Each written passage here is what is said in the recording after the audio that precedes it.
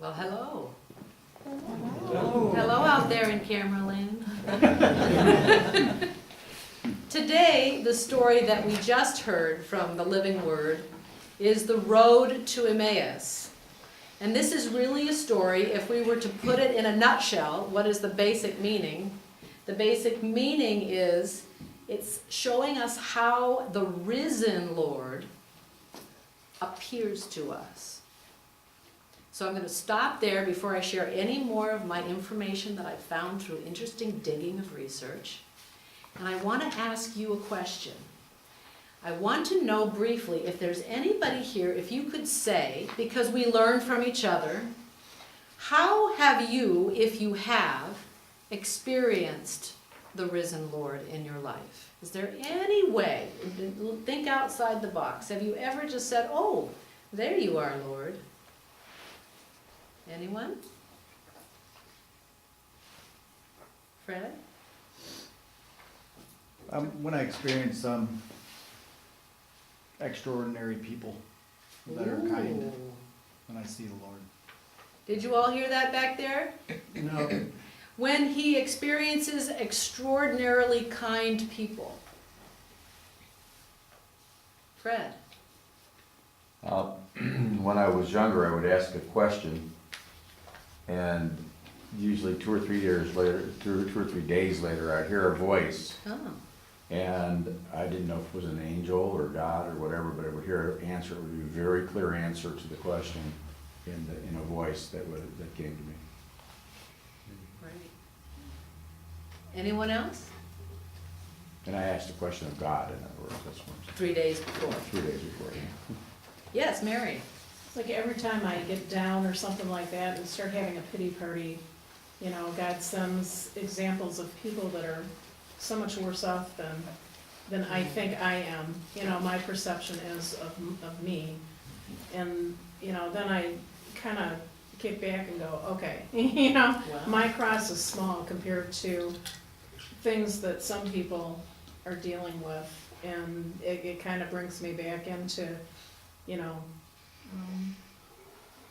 Perspective? yeah, exactly, you know, it's like, you know, I think I have it rough, but, you know, there's other people that are suffering a whole lot more, and it's, you gotta be grateful for what you have, you know. So seeing and gratitude and perspective.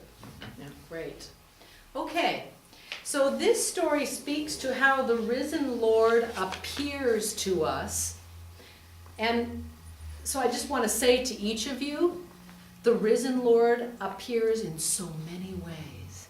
In this particular story, right after the crucifixion and right after the Easter day, this is actually the day of Easter, this is speaking to those times in our lives, and I don't know if anybody here, I'm sure there's someone here, can relate to the moment where your hopes are dashed and you're preoccupied with what you wanted but didn't get. Oh, yeah. Oh yeah. So that can be your whole life. You can look back on your whole life and say, this is not what I wanted for my life. And walking away, this is the moment where we give up. Have anybody here ever given up? Temporarily. Yeah. Yeah. How, Wyatt, you were shaking your head? Yeah. What do you want to say what that was? I don't know, I just feel like I've just many times I've turned that, in my head, thought about that. Yeah. Might take me a second to think. That's okay. Yeah, but you can relate to that, right? Time when you are so much thinking about everything going on right now, and your brain and everything you're thinking about is everything that didn't go right, and you want to give up. And Jesus says, as he's walking with Cleopas and his friend on this road, Jesus says, oh, you're foolish and slow of heart. I'm right here. You're slow to believe all that the prophets have spoken. And we do sometimes, we're a little bit slow. Anybody slow sometimes? No. No. We can be slow of heart, not brain. I'm talking about heart. When it takes a little while to bring your heart back after a huge disappointment, and you feel like, oh, this is that story. If you've ever experienced where you've doubted yourself, you've doubted that there's a God, if you ever realize, maybe science alone is right, and there's no God, don't believe it. But there are times in our lives where we just start to say, things are just too hard, and I'm wondering if God even cares. Okay, that's what this story is about. And what's interesting is when Cleopas and his friend were on the road, and they're talking to this stranger who is who? Jesus. The risen Jesus. So Jesus doesn't reveal himself right away, does he? He's walking with them, and what it says is God intentionally holds back from giving the two his identity. And so part of what's going on is that God's waiting for you to be ready. And God's not condemning us when we don't see him. God isn't like saying, oh, bad Theron. I didn't do it. Or bad Ian. Or, God isn't saying we're bad. God is waiting for the perfect time to reveal God's self to us. Maybe our grief and sadness and literally our tears. Have you ever cried so much like your face gets puffy and you get these salt crystals in your eyes, and literally you cannot see because you've cried so much and your face is puffy, and so that's kind of symbolic of your spirit at that time. And God isn't going to reveal right away when you're feeling that sad and disappointed yet. And we've all walked that lonely road. We've all there's maybe in that lonely road you haven't gotten the job you worked so hard for. Anybody really want a job and didn't get it? You ever have that in your life? Oh, yeah. Oh yeah. Maybe your candidate politically didn't win. Maybe your loved one who you have cherished all your life just passed. Maybe your sweetheart won't talk to you because he or she is mad at you. And you really feel alone and discouraged.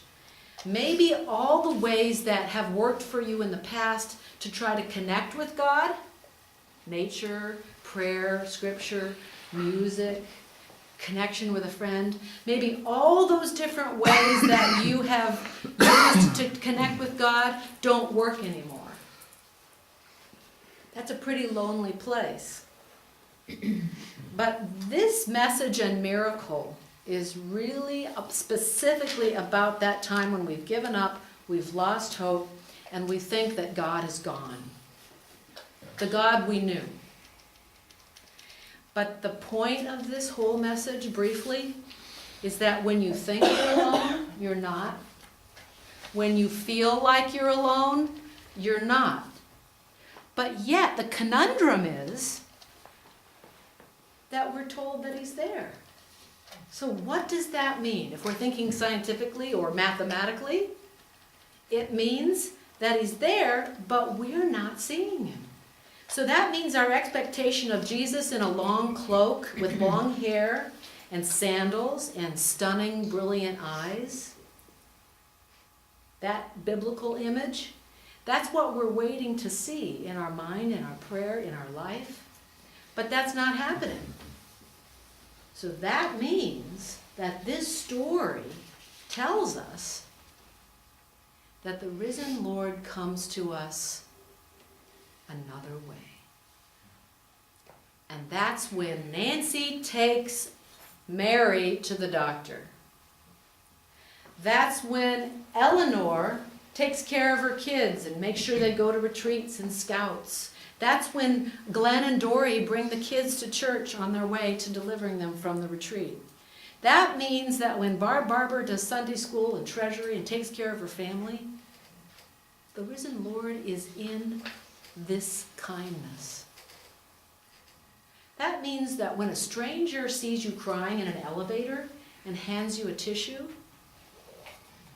guess what? That's the risen Lord. We seek, he says, oh, slow of heart you are. You're not seeing me. I'm the stranger next to you. I'm the person at coffee hour who listens very attentively from their heart when you talk about what's bothering you. Or in this case, I'm very moved by Gerard Malot, who thought enough of us as friends to share his victory and his accomplishment and his recognition and his character. He's sharing with us who he is. He even got all dressed up. But see, we miss him if we're looking for lightning bolts.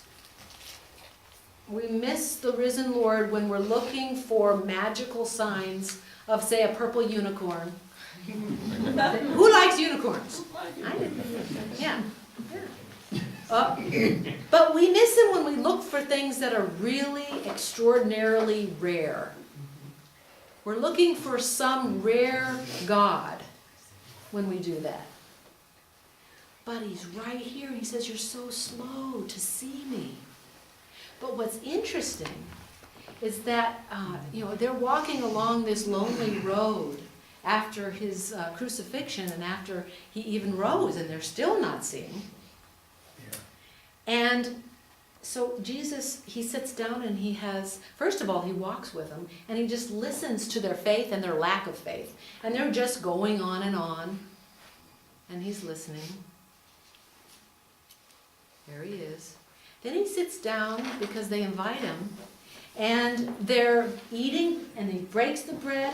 He blesses it and he breaks it.